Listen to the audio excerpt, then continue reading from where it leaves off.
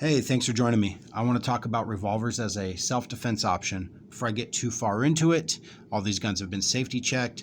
I have tried to make this video now several times and something has always come up, so I'm going to try to fly through it. If I miss something or gloss over something and you're unclear, hit me in the comments. We'll talk about it. These types of revolvers, specifically quote-unquote J-frames, receive a lot of criticism as carry guns or defense guns, and it's all completely valid. The gun in front of you is a Smith & Wesson Model 642. It is a J-frame. It is an airweight. J-frame is a nomenclature specific to Smith & Wesson, but it is also used to discuss pretty much all small pocket-sized snub-nosed pistols.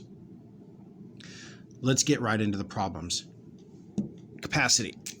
Gun only holds 5 rounds, and it's not terribly easy to reload. They make things like speed strips, speed clips, speed loaders that can all expedite the reloading process, but it's not as fast as slapping a magazine into a gun.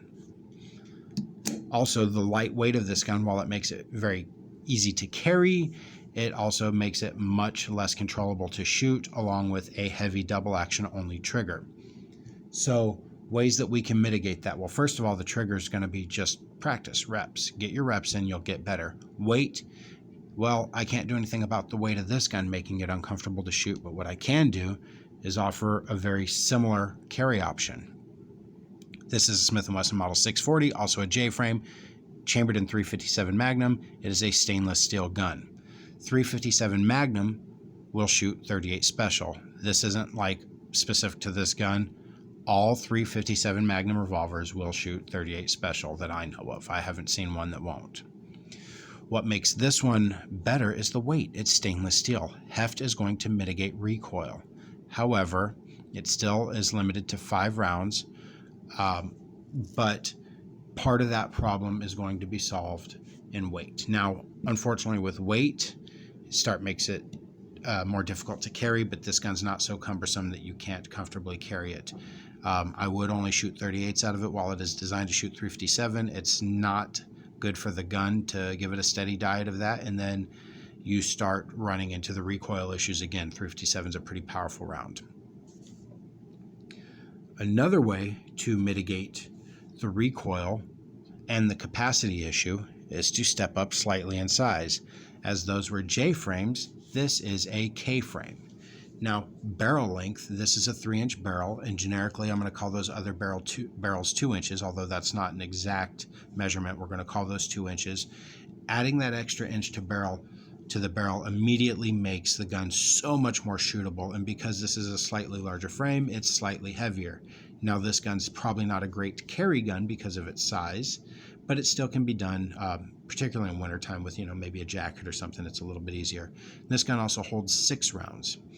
It does have one feature that makes it even more shootable, and that is just here in front of the front sight, you see this little hole here, this oval?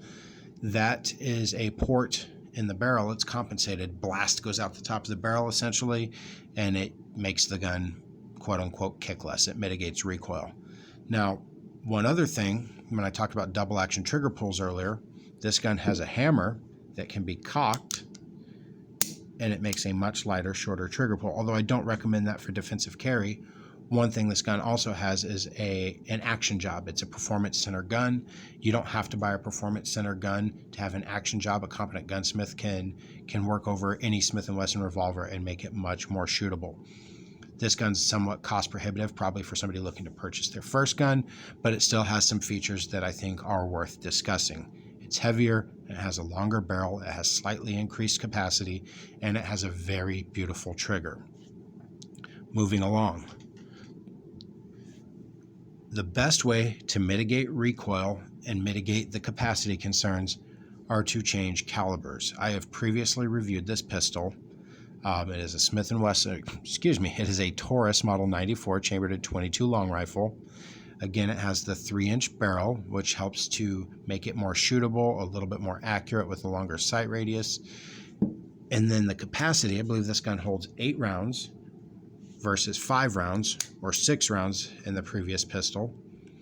So you have more opportunities to hit your target. Now, immediately, some keyboard warrior is going to go crazy and lose their mind and tell you that 22 long rifle is not a fighting or a defensive caliber that you can trust your life with. And there are all these problems associated with 22 long rifle, and they are not wrong. However, I will tell you it beats a sharp stick, and I have seen the lethality of 22 long rifle first person. It absolutely can and will kill somebody. Again, I have witnessed the lethality of 22 long rifle. So, there's one other thing I want to talk about that's not on this table, and that is a completely different caliber option, and I just don't have one to show you. I wish I did, but I'm going to discuss it because it's something to consider, and that is 32 caliber revolvers. People are probably going, what? So they're less common, but you may be able to find a 327 Federal Magnum, which is a quote-unquote 32 caliber revolver, or a 32 H&R Magnum. Ruger typically makes the guns chambered in 327, and there are a couple other companies that make 32 H&R. Specifically, I'm going to discuss Charter Arms, but I'm going to talk about why these guns are great. And I really, really wish I had one to show you, and as soon as the market gets a little bit better, I'm going to buy one and review one. To steal a term from technology, they're backwards compatible. A 327 Magnum will effectively load a 32 H&R Magnum, will effectively load a 32 Smith & Wesson, or if you want to call 32 long or 32 short, or even 32 ACP, which is designed for auto pistols but still has a little bit of a rim and will load and function fine in a revolver. So if you have a 327 Magnum, you can shoot all the 32 calibers below 327 Magnum. If you have a 32 H&R Magnum, you can shoot all the calibers 32 H&R Magnum and below. So you have multiple options. And some of those loads get pretty anemic. So while that's not maybe best for defense, it still is going to be more reliable than shooting the 22 long rifle, which is a rimfire, which has its own host of concerns. So shooting a center-fired round like a 32 is going to be slightly more reliable, and you're still going to get a little bit more power out of the 32. So I think that that's really a neat option, and then also it sort of solves the capacity issue as well. Most of these 32 caliber revolvers are typically 7-shot revolvers and something roughly the size of a J-frame. H&R makes a 3-inch 32 Charter Arms makes a 3-inch 32 H&R Magnum revolver. Comes with a fiber optic front sight. It holds 7 rounds and typically can be found probably below $400 or in the $400 range, also making it very affordable. So do your research. Maybe you don't want a 9mm. Maybe you don't want to mess around with manipulating slides, or you don't have the hand strength to do it, or maybe you don't want to load magazines, or any of the reasons that somebody may not want a semi-auto. Revolvers aren't dead. They still offer a viable option or options, and probably maybe even more options when it comes to calibers. Do they have their limitations? Absolutely.